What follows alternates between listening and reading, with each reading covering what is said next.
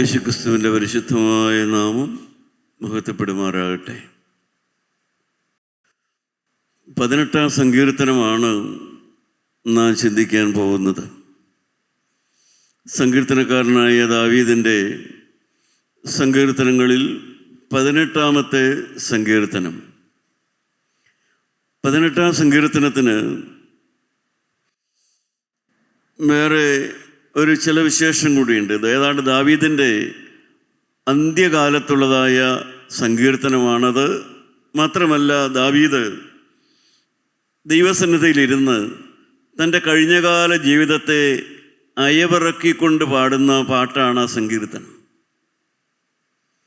തൻ്റെ കഴിഞ്ഞകാല ജീവിതം എങ്ങനെയായിരുന്നു, തൻ്റെ അവസ്ഥ എന്തായിരുന്നു, താൻ ഏതെല്ലാം വേദനയിലൂടെ വിഷമത്തിലൂടെയാണ് കടന്നു വന്നത്, എന്തെല്ലാം പാളിച്ചകളാണ് ജീവിതത്തിൽ സംഭവിച്ചത്.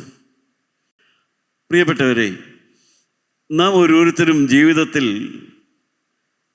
നമ്മുടെ ജീവിതത്തെ ദൈവസന്നിധിയിലിരുന്ന് പരിശോധിക്കുന്നവരായിരിക്കണം. ജീവിത അനുഭവങ്ങളെ അയവിറക്കുന്നവരായിരിക്കണം. ദാവീദിൻ്റെ ജീവിതാനുഭവം 1 ശമൂവേൽ 2 ശമൂവേൽ പുസ്തകങ്ങളിലും 1 ദിനവൃത്താന്ത പുസ്തകത്തിലും എല്ലാം നമുക്ക് വിശദമായിട്ട് വായിക്കാനായിട്ട് സാധിക്കും. എന്നാൽ ജീവിതാന്ത്യത്തിൽ ദാവീദ് ഒറ്റയ്ക്കിരുന്ന് തൻ്റെ ജീവിതത്തെ അയവിറക്കുകയാണ്. നാം അത് ചെയ്യണം. നമുക്കും അത് നല്ലതാണ്. ദൈവത്തോടു കൂടെ ജീവിക്കുന്നവർ അവരുടെ ജീവിതത്തെ അയവിറക്കുന്നവരായിരിക്കണം. എന്തായിരുന്നു തൻ്റെ അവസ്ഥ? താൻ കടന്നുപോയ അവസ്ഥ എന്താണ്? താൻ ഏതെല്ലാം രീതിയിലാണ് പെരുമാറിയത്? തനിക്ക് എന്തെല്ലാം പാളിച്ചകളാണ് സംഭവിച്ചത്? ഇത് ദൈവസന്നിധിയിൽ ഇരുന്ന് അയവിറക്കുന്നത് തീർച്ചയായും നമ്മുടെ ആത്മാവിന് വളരെ പ്രയോജനകരമാണ്. അതെല്ലാ തരത്തിലും നമുക്ക് ആത്മീയ വളർച്ചയ്ക്ക് ഉതകുന്നതാണ്. നിങ്ങൾക്ക് ഭാര്യയും ഭർത്താവും ഉണ്ടോ വാർദ്ധക്യത്തിൽ? എങ്കിൽ 2 പേർക്കും കൂടി ഇരുന്ന് ചിന്തിക്കാം. നിങ്ങൾ ഒരുമിച്ച് വന്നതിന് ശേഷമുള്ളതായ നിങ്ങളുടെ ജീവിതകാലത്തെക്കുറിച്ച് ചിന്തിക്കാം. അത് വാർദ്ധക്യത്തിലാവണമെന്നില്ല. വിവാഹം കഴിഞ്ഞ് 10 കൊല്ലമായോ 20 കൊല്ലമായോ നിങ്ങൾക്കിരുന്ന് ചിന്തിക്കാം. വാസ്തവത്തിൽ പിണങ്ങാൻ വേണ്ടിയിട്ടല്ല, പക്ഷെ ദൈവസന്നിധിയിൽ ഇരുന്നു കൊണ്ട് ആത്മാർത്ഥമായി ജീവിതത്തെ വെറുതെ പരിശോധിക്കുക മാത്രമല്ല, അയവിറക്കുക. പരിശോധിച്ചത് എന്തെങ്കിലും തെറ്റ് കണ്ടുപിടിക്കുന്ന കാര്യമല്ല ഞാൻ പറഞ്ഞത്. അയവിറക്കുക. ജീവിതത്തെ, കടന്നുപോയ അനുഭവങ്ങളെ നിങ്ങൾ അയവിറക്കുന്നവരാകുക. അതാണ് ദാവീദിൻ്റെ 18-ാം സങ്കീർത്തനത്തിൽ നാം കാണുന്നതായ 1-ാമത്തെ അനുഭവം. അതാണ് ദാവീദിൻ്റെ ആ ചിന്തയിലേക്ക് 18-ാം സങ്കീർത്തനത്തിലേക്ക് വരുമ്പോൾ ആദ്യമായി ദാവീദ് ചിന്തിക്കുന്നതായൊരു വിഷയം ദാവീദിൻ്റെ മരണഭയത്തെക്കുറിച്ചാണ്. അതിൻ്റെ 4-ാമത്തെ വാക്യം നമുക്കൊന്ന് വായിച്ചു നോക്കാം. 18-ാം സങ്കീർത്തനം 4-ാം വാക്യം. മരണപാശങ്ങൾ എന്നെ ചുറ്റി, അഗാധ പ്രവാഹങ്ങൾ എന്നെ ഭ്രമിപ്പിച്ചു. മരണപാശങ്ങൾ എന്നെ ചുറ്റിയെന്ന് ശമൂവേൽ പ്രവാചകന്റെ പുസ്തകം അതിൻ്റെ 22-ാമത്തെ അധ്യായം വായിച്ചാൽ, 2 ശമൂവേൽ 22 വായിച്ചാൽ, മരണത്തിൻ്റെ തിരമാലകൾ എന്നെ പിടിച്ചു എന്നാണ് പറയുന്നത്. മരണത്തിൻ്റെ തിരമാലകൾ ഭയം പിടിച്ചു ദാവീദിനെ. 55-ാം സങ്കീർത്തനത്തിലാണ് ദാവീദ് തെളിച്ചു പറയുന്നത്. 55-ാം സങ്കീർത്തനം 4, 5, 6 വാക്യം നമുക്കൊന്ന് വായിച്ചു കേൾക്കാം. എന്റെ ഹൃദയം എന്റെ ഉള്ളിൽ വേദനപ്പെട്ടിരിക്കുന്നു, മരണഭീതിയും എന്റെ മേൽ വീണിരിക്കുന്നു. മരണഭീതി ദാവീദിനെ പിടിച്ചിരിക്കുക. ദാവീദ് ജീവിതം അയവിറക്കുകയാണ്. മരണഭീതിയോടെ ജീവിച്ചതായ ഒരു കാലം, മരണഭയം വന്നതായ ഒരു കാലം. അടുത്ത വാക്യം. ഭയവും വിറയലും എന്നെ പിടിച്ചിരിക്കുന്നു. മരണഭയം മാത്രമല്ല, ശരീരം വിറയ്ക്കുന്ന ഒരു അനുഭവം. എന്ത് സംഭവിക്കുന്നുള്ളതായ ഒരു വിറയ്ക്കുന്ന അനുഭവം. ദാവീദിന്റെ ആഗ്രഹവും നമുക്ക് കേൾക്കാം. പരിഭ്രമം എന്നെ മൂടിയിരിക്കുന്നു. പ്രാവിനുള്ളതുപോലെ എനിക്ക് ചിറകുണ്ടായിരുന്നുവെങ്കിൽ എന്നാൽ ഞാൻ പറന്നുപോയി വിശ്രമിക്കുമായിരുന്നു എന്ന് ഞാൻ പറഞ്ഞു. ദൈവത്തിന് സ്തോത്രം. ദാവീദ് ആ കാലം ഓർക്കുകയാണ്. കഴിഞ്ഞ കാലത്ത് തൻ്റെ യൗവനത്തിലെ കാലത്തെ ഓർക്കുകയായിരുന്നു. ഒരു ചിറകുണ്ടായിരുന്നെങ്കിൽ മതിയായിരുന്നു എങ്ങനെയെങ്കിലും. കാരണം കാലുകൊണ്ട് നടന്നൊന്നും ആപത്ത് ഒഴിവാക്കാൻ പറ്റില്ല. ഓടി മാറി, ഇന്നത്തെ പോലെ ഫ്ലൈറ്റിലൊന്നും പോകാൻ പറ്റില്ലല്ലോ. ഓടി മാറിയൊന്നും ആപത്തൊന്നും ഒഴിവാക്കാൻ പറ്റില്ല. അത്രയേറെ ആപത്ത് സമീപത്താണ്, അത്രയേറെ തൻ്റെ ആപത്ത് സമീപത്താണെന്നറിയാം. അതുകൊണ്ട് ദാവീദ് പറയുകയാണ്, എനിക്ക് 2 ചിറകാണ് ആവശ്യം. എങ്ങനെയെങ്കിലും ഒക്കെ ഒന്ന് പറന്നുപോയി ഈ ആപത്തിൻ്റെ നടുവിൽ നിന്ന് ഒന്ന് മാറി നിൽക്കാമായിരുന്നു. ഇതാണ് ദാവീദിൻ്റെ ആഗ്രഹം. അടുത്തൊരു വാക്യം കൂടെ. അതെ, ഞാൻ ദൂരത്ത് സഞ്ചരിച്ച് മരുഭൂമിയിൽ പാർക്കുമായിരുന്നു. കൊടുങ്കാറ്റിൽ നിന്നും പെരുങ്കാറ്റിൽ നിന്നും ബന്ധപ്പെട്ട് ഞാൻ ഒരു സങ്കേതത്തിലേക്ക് ഓടിപ്പോകുമായിരുന്നു. ദാവീദ് പറയുകയാണ്, എനിക്ക് ഈ ആൾക്കൂട്ടത്തിൻ്റെ ഇടയ്ക്ക് വേണ്ട, എനിക്ക് മരുഭൂമി മതി, എനിക്കൊന്ന് ഒറ്റയ്ക്ക് ഇരുന്നാൽ മതി, എനിക്ക് ആളുകളുടെ സാമീപ്യം പോലും വേണ്ട. അത്രമാത്രം ഭയം. മനുഷ്യരാരും എൻ്റെ അടുത്ത് വേണ്ട, ആരും എൻ്റെ കൂടെ വേണ്ട, എനിക്ക് ഒറ്റയ്ക്കൊന്ന് ഇരുന്നാൽ മതി. കാരണം അത്രയേറെ ദാവീദിൻ്റെ മനസ്സ് ഭയം തിങ്ങിയതായ ഒരു കാലം. ഞാൻ ബന്ധപ്പെട്ട് ഓടുമായിരുന്നു എന്നാണ് പറയുന്നത്. ഒരു സാഹചര്യം കിട്ടിയിരുന്നെങ്കിൽ ഞാൻ ഈ സാഹചര്യത്തിൽ നിന്ന് ബന്ധപ്പെട്ട് മാറുമായിരുന്നുവെന്ന്. എനിക്ക് ചിറക് വേണം എന്ന് ദാവീദ് ആഗ്രഹിച്ചു. പക്ഷേ ദാവീദിൻ്റെ നല്ല ആഗ്രഹം, ചിറകിന് വേണ്ടി ദാവീദ് ആഗ്രഹിച്ചപ്പോൾ ദൈവം എന്താ കൊടുത്തതെന്നറിയാവോ? എൻ്റെ 17-ാമത്തെ വാക്യം വായിക്കാം. ഞാൻ വൈകുന്നേരത്തും കാലത്തും ഉച്ചയ്ക്കും സങ്കടം ബോധിപ്പിച്ച് കരയും. ദൈവത്തിന് സ്തോത്രം. ദൈവം ദാവീദിന് കൊടുത്തത് ചിറകല്ല കൊടുത്തത്, പ്രാർത്ഥിക്കാനുള്ള ബലം കൊടുത്തു, പ്രാർത്ഥന കേൾക്കുമെന്നുള്ള വിശ്വാസം കൊടുത്തു. ദൈവമക്കളെ, നമുക്ക് ഭയം വരുമ്പോൾ ദൈവം നമുക്ക് തരുന്ന പെട്ടെന്ന് ഭയം മാറ്റി തരികയല്ല, പ്രാർത്ഥിക്കാനുള്ളതായ ബലം. വൈകുന്നേരത്തും കാലത്തും ഉച്ചയ്ക്കും സങ്കടം ബോധിപ്പിച്ച് കരയും. മാത്രമല്ല, ഞാൻ തനിയെ ഇരുന്ന് പ്രാർത്ഥിച്ചാലും അതെൻ്റെ ദൈവം കേൾക്കുമെന്നുള്ളതായ ആ വിശ്വാസവും കൂടെ ദൈവം ദാവീദിന് കൊടുത്തു. എൻ്റെ 22-ാമത്തെ വാക്യം കൂടെ വായിച്ചു നോക്കാം. നിന്റെ ഭാരം യഹോവയുടെ മേൽ വെച്ചുകൊള്ളുക, അവൻ നിന്നെ പുലർത്തും. നീതിമാൻ കുലുങ്ങിപ്പോവാൻ അവൻ ഒരു നാളും സമ്മതിക്കുകയില്ല. പ്രിയപ്പെട്ടവരെ, ദാവീദിന് ദൈവം അങ്ങനെ പക്ഷി പറക്കുന്ന പോലെ പറന്നു പോകാൻ ആഗ്രഹിച്ച ദാവീദിന് ദൈവം കൊടുത്തത്, മോനെ, നിന്റെ ഭാരം എൻ്റെ മേൽ വെച്ചുകൊള്ളുക, നീ കുലുങ്ങിപ്പോകാൻ ഞാൻ സമ്മതിക്കില്ല. ഹല്ലേലൂയ. ദൈവമക്കളെ, ഇതല്ലേ ദൈവം തരുന്ന ഉറപ്പ്? പരിഭ്രമിക്കുന്ന നമ്മുടെ ഹൃദയത്തിന്, ഞെട്ടിത്തെറിക്കുന്ന നമ്മുടെ ഹൃദയത്തിന് ഇനി എന്താണ് സംഭവിക്കാൻ പോകുന്നത്? മരണമാണോ വരാൻ പോകുന്നത്? മരണക്കിടക്കിയാണോ വരാൻ പോകുന്നത്? മരണമുള്ള വീടായിട്ട് എൻ്റെ വീട് മാറാൻ പോവുകയാണോ? മരുന്നും അതുപോലെയുള്ള വേദനയായിട്ട് സാഹചര്യം മാറാൻ പോവുകയാണോ? എന്താണ് സംഭവിക്കാൻ പോകുന്നത്? ഡൈവോഴ്സാണോ വരാൻ പോകുന്നത്? പിണക്കമാണോ വരാൻ പോകുന്നത്? കോലാഹലമാണോ വരാൻ പോകുന്നത്? എന്താണെന്ന് പരിഭ്രമിച്ചിരിക്കുമ്പോൾ ദൈവം ഹൃദയത്തിൽ ഉറപ്പ് കൊടുക്കുകയാണ്, നിന്റെ ഭാരം യഹോവയുടെ മേൽ വെച്ചുകൊള്ളുക, അവൻ നിന്നെ പുലർത്തും. നീ നീതിമാൻ കുലുങ്ങിപ്പോകാൻ അവൻ സമ്മതിക്കുകയില്ല. ദാവീദിന് ദൈവം ആ കാലം വരെയുള്ള ജീവിതാനുഭവത്തിലൂടെ ദാവീദിന് ദൈവം ഒരു ഉറപ്പ് കൊടുത്തു. ദാവീദേ, നീ ഇപ്പോൾ ശരിയായിട്ട് പ്രാർത്ഥനയോടെ ജീവിക്കുന്ന ഈ സാഹചര്യത്തിൽ ഞാൻ നിന്നെ പോറ്റും. എൻ്റെ പ്രിയപ്പെട്ടവരെ, നേരോടെ നടക്കുന്നവർക്ക് ഒരനർത്ഥവും സംഭവിക്കുകയില്ല. നാം തെറ്റുപറ്റാതെ ജീവിക്കുക, കളങ്കം പറ്റാതെ ജീവിക്കുക, നാവ് കൊണ്ട് ദോഷം ചെയ്യാതെ ജീവിക്കുക. എല്ലാത്തിനും നിങ്ങൾക്ക് കൺട്രോളുണ്ട്. വസ്ത്രധാരണത്തിന് കൺട്രോളുണ്ട്, വസ്ത്രധാരണത്തിൽ മാന്യതയുണ്ട്, വീടിന് മാന്യതയുണ്ട്. പെയിൻ്റ് അടിച്ച് അലങ്കരിച്ച വീടാണ്, എല്ലാത്തിനും മാന്യതയുണ്ട്. എന്നാൽ മാന്യതയില്ലാത്തൊരു അവയവമുണ്ട് നിങ്ങളുടെ ഉള്ളിൽ, അത് നിങ്ങളുടെ നാവാണ്. വസ്ത്രധാരണത്തിന് മാന്യതയുണ്ട്, ഡ്രസ്സിങ്ങിന് മാന്യതയുണ്ട്, പേഴ്സണാലിറ്റി ഉണ്ട്, വാഹനത്തിന് മാന്യതയുണ്ട്. പക്ഷെ നാവിന് മാത്രം മാന്യതയില്ല. അനേക സ്ത്രീകൾക്കുമില്ല, നാവിന് മാന്യതയില്ല. പുരുഷന്മാർക്കുമില്ല, നാവിന് മാന്യതയില്ല. അനേക മരുമക്കൾക്കില്ല, അനേക അമ്മായിമ്മമാർക്കുമില്ല, നാവിന് മാന്യതയില്ല. നിങ്ങൾക്കൊരു മാന്യതയുള്ള നാവുണ്ടോ? നിയന്ത്രണമുള്ള നാവുണ്ടോ? വായിൽ നിന്ന് വരുന്ന വാക്കുകളെ നോക്കിക്കൊണ്ട് ഒരു മാന്യ സ്ത്രീയാണ് നിങ്ങൾ നോക്കി പറയുവോ? ഒരു മാന്യതയുള്ള മനുഷ്യനാണ് നിങ്ങൾ നോക്കി പറയുവോ? ദൈവമക്കളെ, ദാവീദിന് ദൈവം പറഞ്ഞു, കുലുങ്ങിപ്പോകാൻ ഞാൻ സമ്മതിക്കില്ല. ദൈവമക്കളെ, നിങ്ങൾ സൂക്ഷിച്ച് ജീവിക്കൂ, നിങ്ങളുടെ നാവിനെ നിയന്ത്രിച്ച് ജീവിക്കൂ, പാപം കൂടാതെ ജീവിക്കൂ. നിങ്ങൾ കുലുങ്ങുവാൻ ദൈവം സമ്മതിക്കുകയില്ല. ദാവീദിന് ഭയമായിരുന്നു, ഞാൻ മരിച്ചു പോകുമെന്നുള്ള ഭയം. കാരണം ദാവീദിൻ്റെ അവസ്ഥ ഏതായിരുന്നു? 1 ശമൂവേലിൻ്റെ പുസ്തകം നാം വായിച്ചു നോക്കുക.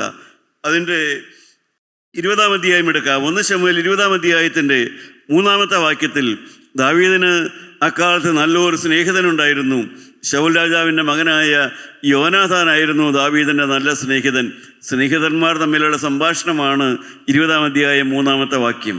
ദാവീദ് പിന്നെയും അവനോട്, എന്നോട് നിനക്ക് പ്രിയമാകുന്നു എന്ന് നിന്റെ അപ്പൻ നല്ലവണ്ണം അറിയുകയാൽ യോനാഥാൻ ദുഃഖിക്കാതിരിക്കേണ്ടതിനും അവൻ ഇത് ഗ്രഹിക്കരുത് എന്ന് അവൻ വിചാരിക്കുന്നു.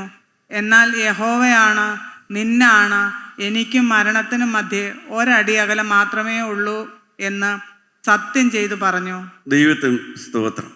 ദൈവക്കളെ, ദാവീദ് യോനാഥാനോട് പറയുകയാണ്, യോനാഥാനെ, നീ രാജാവിൻ്റെ മോനാ, നിന്റെ അപ്പൻ രാജാവാണ്, നീ രാജാവിൻ്റെ മോനാ, നീ എങ്ങനെയും രക്ഷപ്പെടും, നീ എങ്ങനെയും ജീവിച്ചിരിക്കും. കാരണം നീ രാജാവിൻ്റെ മോനാ, നിനക്ക് ഭാവിയുണ്ട്, നിനക്ക് ഉയർച്ചയുണ്ട്, നിനക്ക് ജീവിതത്തിലൊരു ഗ്യാരണ്ടി ഉണ്ട്. കാരണം നീ ഉന്നതനാ, നീ രാജാവിൻ്റെ മോനാ. പക്ഷേ എൻ്റെ അവസ്ഥ അതല്ല. നീ രാജാവിൻ്റെ മോനായതുകൊണ്ട് നീ ജീവിച്ചിരിക്കും. പക്ഷേ എൻ്റെ അവസ്ഥ, എനിക്കും മരണത്തിനും തമ്മിൽ ഒരടി അകലേ ഉള്ളൂ. എന്ന് വെച്ചാൽ ഞാൻ ഏത് സമയത്തും ഇല്ലാതായി പോകും.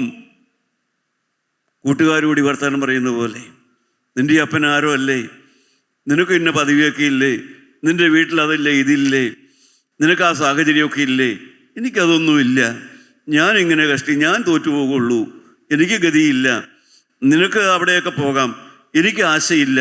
പ്രിയപ്പെട്ടവരെ, ദാവീദ് മനുഷ്യരായി നാം പലപ്പോഴും പറയുന്ന പോലെ മനുഷ്യരെ തമ്മിൽ താരതമ്യപ്പെടുത്തിക്കൊണ്ട് എനിക്ക് അവനെപ്പോലെ ഇല്ല, എനിക്ക് അവളെപ്പോലെ ഇല്ല, ഞാൻ അത്രയും ഇല്ല, അത്രയും കഴിവില്ല, അത്രയും സാമർഥ്യമില്ല, അതുകൊണ്ട് എനിക്കില്ല എന്ന് ചിന്തിക്കുന്ന എൻ്റെ പ്രിയപ്പെട്ട സഹോദരിമാരെ, സഹോദരന്മാരെ, ദാവീദ് പറയുകയാണ്, യോനാഥാനെ, നീ ജീവിച്ചിരിക്കും, പക്ഷേ ഞാൻ മരിച്ചു പോവും.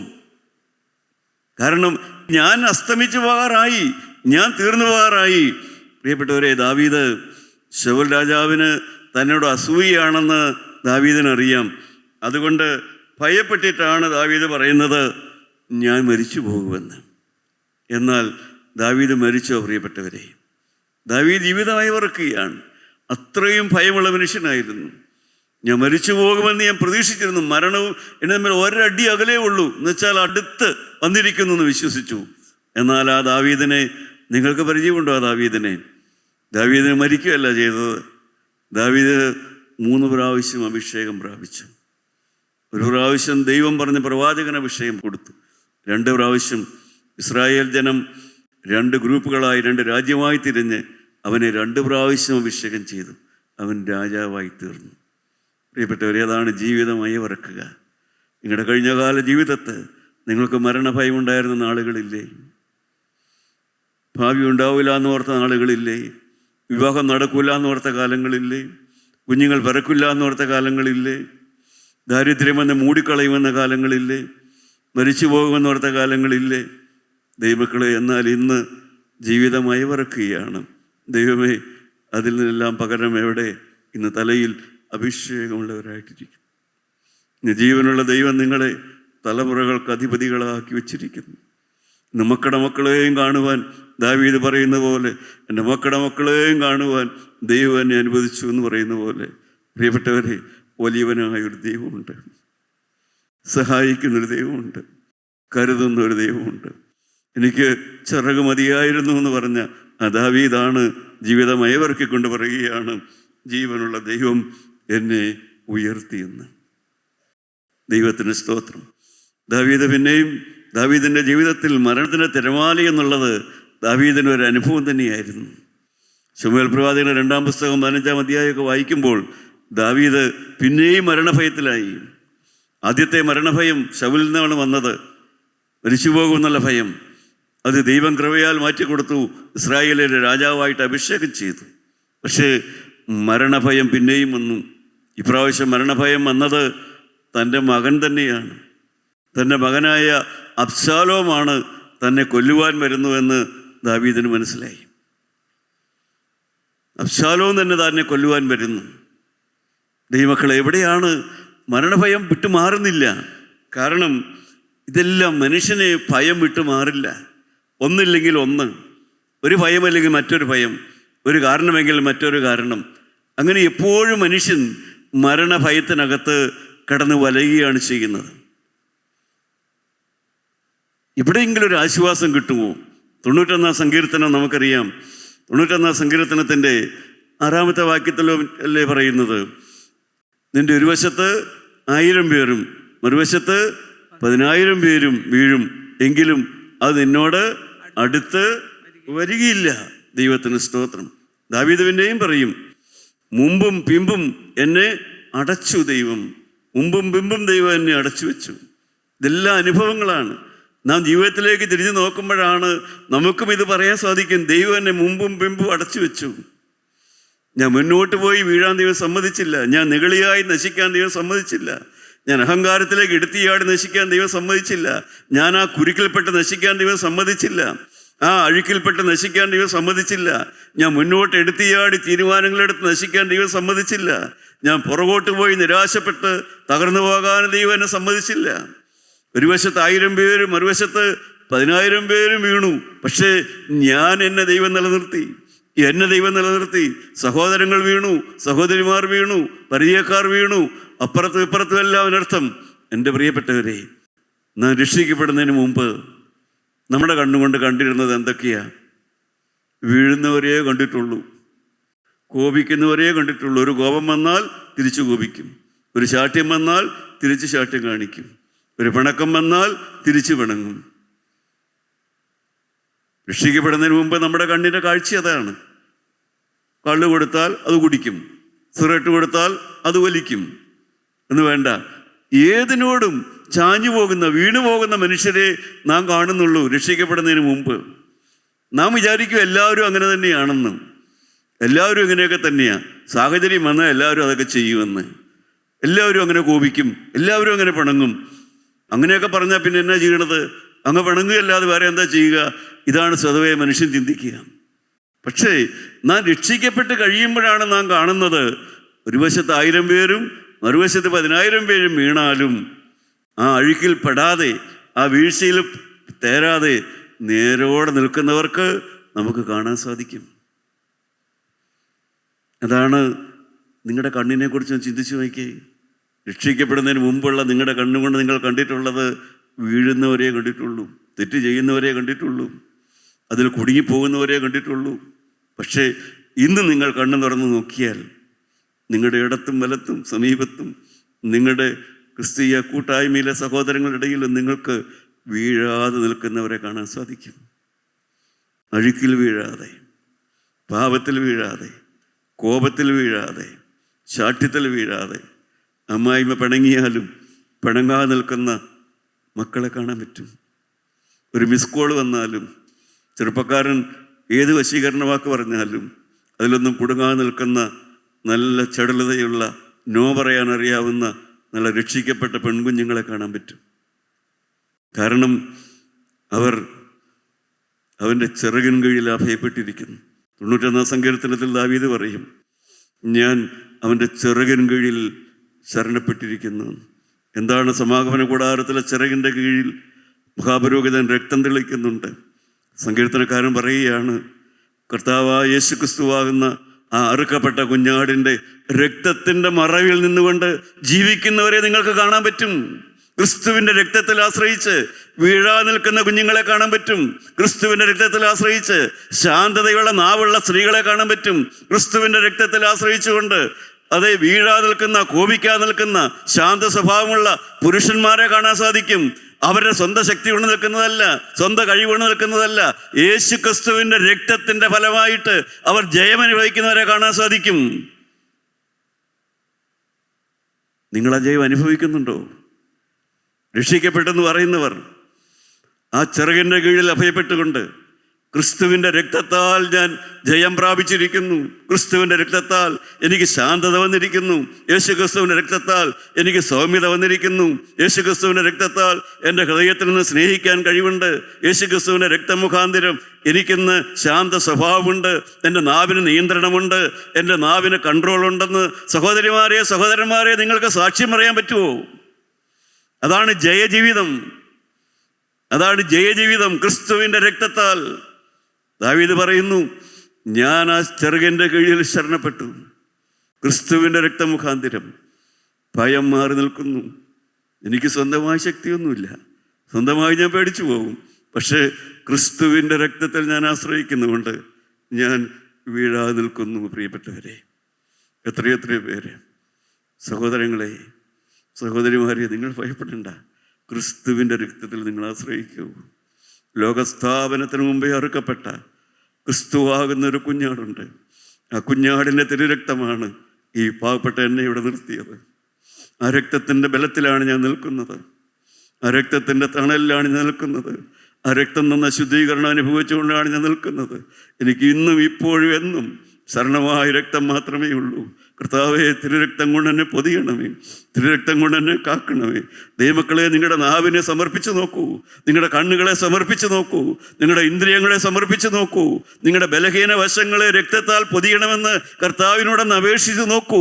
ക്രിസ്തുവിൻ്റെ രക്തം, യേശു ക്രിസ്തുവിൻ്റെ രക്തം നിങ്ങളുടെ നാവിനെ നിയന്ത്രിക്കുന്നത്, നിങ്ങളുടെ കണ്ണിനെ കൺട്രോൾ ചെയ്യുന്നത്, നിങ്ങളുടെ നാവിൽ പരിജ്ഞാനത്തിൻ്റെ വാക്ക് തരുന്നത് നിങ്ങൾക്ക് അനുഭവിക്കാൻ സാധിക്കും. പ്രിയപ്പെട്ടവരെ, ഇതെല്ലാം അനുഭവങ്ങളാണ്, ഇതെല്ലാം യാഥാർത്ഥ്യങ്ങളാണ്. ഇന്ന് ദാവീദ് അറിയപ്പെടുന്നത് രാജാവായിട്ടല്ല. ദാവീദിനെ ഇന്ന് അറിയപ്പെടുന്നത് ഇസ്രായേൽ രാജാവായിട്ടല്ല.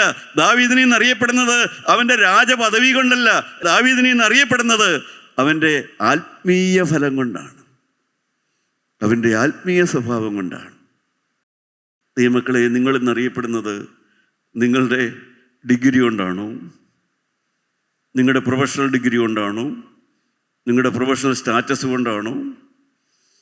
നിങ്ങളുടെ പണമുള്ളത് കൊണ്ടാണോ? നിങ്ങളുടെ കാറിൻ്റെ ബേസിലാണോ? നിങ്ങളുടെ വീടിൻ്റെ പ്രതാപത്തിലാണോ? What is your address? നിങ്ങളുടെ അഡ്രസ്സ് എന്താണ്?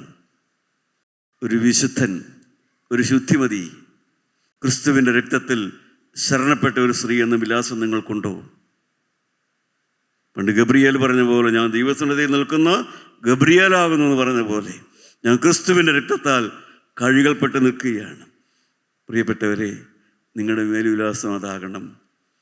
നിങ്ങളുടെ ഡിഗ്രിയുടെ പേരിലല്ല, നിങ്ങളുടെ ഡിഗ്രിയുടെ പേരിലല്ല നിങ്ങൾ അറിയപ്പെടേണ്ടത്. നിങ്ങളുടെ പദവിയുടെ പേരിലല്ല അറിയപ്പെടേണ്ടത്. നിങ്ങളുടെ കുലമഹിമയുടെ പേരിലല്ല അറിയപ്പെടേണ്ടത്. നിങ്ങൾ അറിയപ്പെടേണ്ടത് ക്രിസ്തുവിൻ്റെ രക്തത്താൽ, ക്രിസ്തുവിൻ്റെ രക്തത്താൽ ഒരു ശാന്തതയുള്ള വ്യക്തി, ഒരു സൗമ്യതയുള്ള വ്യക്തി, ഒരു സ്നേഹിക്കുന്ന വ്യക്തി, ഒരു ക്ഷമിക്കുന്ന വ്യക്തി, ഒരു പൊറുക്കുന്ന വ്യക്തി, ഒരു മാതൃകായോഗ്യമായൊരു വ്യക്തി. പഠിക്കുന്ന കുഞ്ഞുങ്ങളെ, നിങ്ങൾ അങ്ങനെയാണ് അറിയപ്പെടേണ്ടത്. നിങ്ങൾ ക്രിസ്തുവിൽ ശരണപ്പെട്ട് നിൽക്കുന്ന ഒരു കുഞ്ഞെന്നറിയപ്പെടും. അതാണ് ദാവീദിൻ്റെ മേൽവിലാസം മാറി. ദൈവത്തിന് സ്തോത്രം. പ്രിയപ്പെട്ടവരെ, നമുക്കവിടെയാണ് ശരണം. യഥാർത്ഥത്തിൽ ആത്മീയ ജീവിതം എന്ന് പറയുന്നത് തന്നെയാണ്. നിങ്ങൾ സമർപ്പണങ്ങൾ എടുക്കണം. നിങ്ങൾ കുറേ നേരം പ്രാർത്ഥിച്ചാൽ പോരാ, കുറേ നേരം പ്രസംഗങ്ങൾ കേട്ടാൽ പോരാ, കുറേ പ്രസംഗിച്ചാലും പോരാ. ആത്മീയമായ ചില നിലപാടുകൾ നിങ്ങൾക്കുണ്ടാകണം. അവിടെയാണ് ജയമെന്ന് പറയുന്നത്. അവിടെയാണ് ദാവീദിന് അയവറക്കാനുള്ളതാണ് ചില നിലപാടുകളുണ്ടായിരുന്നു. ദാവീദിന് എപ്പോഴും ദൈവമക്കൾക്ക് ചില വ്യക്തമായ നിലപാടുകൾ ഉണ്ടായിരിക്കും. അവരിളകില്ല, അവരെ ആ സ്വഭാവത്തിൽ നിന്ന് മാറില്ല, ആ പ്രകൃതം മാറില്ല. ആരിളക്കിയാലും ശരി, ആരെല്ലാം ഇളക്കിയാലും ശരി, അവരിളകുകയില്ല. ആര് പ്രലോഭിപ്പിച്ചാലും ശരി, അവർ വീഴുകയില്ല. നിങ്ങൾക്ക് നിലപാടുകളുണ്ടോ? ജീവിതത്തിൽ ചില വ്യക്തമായ നിലപാടുകളുണ്ടോ? നമ്മുടെ തലകളെ നമുക്ക് വണക്കാം. ശാന്തമായി നിങ്ങൾ ചിന്തിച്ച് നോക്കൂ. വ്യക്തമായ ചില നിലപാടുകൾ നിങ്ങൾ എടുത്തിട്ടുണ്ടോ? ഞാൻ യേശുവിൻ്റെ മകളായി ജീവിക്കും, ഞാൻ ഇളകുകയില്ല. പഴയ നിയമത്തിലെ യൗസേപ്പിന് വ്യക്തമായ നിലപാടുണ്ടായിരുന്നു. എൻ്റെ പ്രായമനുസരിച്ചൊന്നും ഞാൻ ഇളകില്ല. എനിക്ക് വികാരങ്ങളുണ്ട്, പക്ഷേ വികാരങ്ങളനുസരിച്ച് ഞാൻ ഇളകുകയില്ല. പ്രിയപ്പെട്ടവരെ, അതൊന്നും വഷളാക്കാനുള്ളതല്ല. എൻ്റെ യൗവന മോഹങ്ങൾ വഷളാക്കാനുള്ളതല്ല. എൻ്റെ യൗവനത്തിലെ വികാരങ്ങൾ അത് അരുതാത്ത രീതിയിൽ കളയാനുള്ളതല്ല. ഞാൻ വഷളാകുകയില്ല. ദാനിയേലിന് തീരുമാനം ഉണ്ടായിരുന്നു, ഞാൻ വഷളാകാനുള്ളതല്ല. എൻ്റെ പ്രിയപ്പെട്ടവരെ, എനിക്കൊന്നും അത് പറയാനായിട്ടില്ല. നിങ്ങൾക്ക് എത്ര പേർക്ക് അത് പറയാനുണ്ട്? ഉള്ളവർ ദൈവത്തെ സ്തുതിച്ചുകൊള്ളൂ. പക്ഷേ എനിക്കൊന്ന് പറയാനുണ്ട്. ഇപ്പോൾ ക്രിസ്തുയേശുവിലുള്ളവർക്ക് ഒരു ശിക്ഷാവിധിയുമില്ല. ഹല്ലേലൂയ. എൻ്റെ പാപത്തിന് ഞാൻ ശിക്ഷ ഏൽക്കേണ്ട കാര്യമില്ല. യേശു എൻ്റെ പാപത്തിന് ശിക്ഷ ഏറ്റിട്ടുണ്ട്. എനിക്കൊരു കാര്യം മാത്രമേ ഉള്ളൂ. അവൻ്റെ പുത്രനായ യേശുവിൻ്റെ രക്തം, ഞാൻ എൻ്റെ പാപങ്ങളെ ഏറ്റുപറയുന്നുവെങ്കിൽ അവൻ്റെ പുത്രനായ യേശുവിൻ്റെ രക്തം സകല പാപവും പോക്കി നിങ്ങളെ ശുദ്ധീകരിക്കുന്നു. പ്രിയപ്പെട്ടവരെ, നിങ്ങൾക്ക് ശുദ്ധീകരണമുണ്ട്. നിങ്ങൾക്ക് ഇതുവരെ ജയമുണ്ടെന്ന് ഞാൻ പറയുന്നില്ല. ജയിക്കുന്നുണ്ടെങ്കിൽ നിങ്ങൾ ദൈവത്തെ സ്തുതിച്ചുകൊള്ളൂ, നിങ്ങൾ ഉറപ്പോടെ നിന്നുകൊള്ളൂ. പക്ഷേ ഒരു കാര്യം ഞാൻ പറയാം, നിങ്ങൾ ശിക്ഷ ഏൽക്കേണ്ടതില്ല. നിങ്ങൾ ഏൽക്കേണ്ടതായ ശിക്ഷ യേശു ഏറ്റുകഴിഞ്ഞു. നിങ്ങൾ ഒരു കാര്യം ചെയ്താൽ മതി, നിങ്ങൾ ഏറ്റു പറയുക, അവൻ്റെ സർവപുത്രനായ യേശുവിന്റെ രക്തം സകല പാപം പോക്കി നിങ്ങളെ ശുദ്ധീകരിക്കും. പ്രിയപ്പെട്ടവരെ, നിങ്ങൾ കൈവറക്കാം, ജീവിതത്തിലേക്ക് തിരിഞ്ഞു നോക്കി കർത്താവിനെ സ്തുതിക്കാം. കർത്താവേ, കഴിഞ്ഞകാല പാപങ്ങൾ നീ ക്ഷമിച്ചു തന്നല്ലോ, കഴിഞ്ഞകാല പാപം മാലിന്യങ്ങൾ നീ കഴുകി തന്നല്ലോ, അതെല്ലാം കടലിന്റെ ആഴത്തിലേക്ക് നീ എറിഞ്ഞു കളഞ്ഞല്ലോ. യേശുവേ, ഇനി മുതൽ ഞാൻ ഒരു ശുദ്ധിമാനായി ജീവിക്കും, ഒരു ശുദ്ധിമതിയായി ജീവിക്കും, ഞാൻ പാപം കൂടായി ജീവിക്കും, ഞാൻ നാവിൻ നിയന്ത്രണങ്ങളായി ജീവിക്കും, ഞാൻ വികാരത്തിന്റെ വേലിയേറ്റത്തിൽ കിടന്ന് തുള്ളുകയില്ല, ചാടുകയില്ല, ഞാൻ അടക്കവും മുതക്കമുള്ളവളായി ശാന്തതയും സൗമ്യതയുള്ളവനായി ഞാൻ നിന്റെ പൈതലായി ജീവിക്കും. ദൈവനാമം മാത്രം മുഖത്തപ്പെടുമാറാകട്ടെ.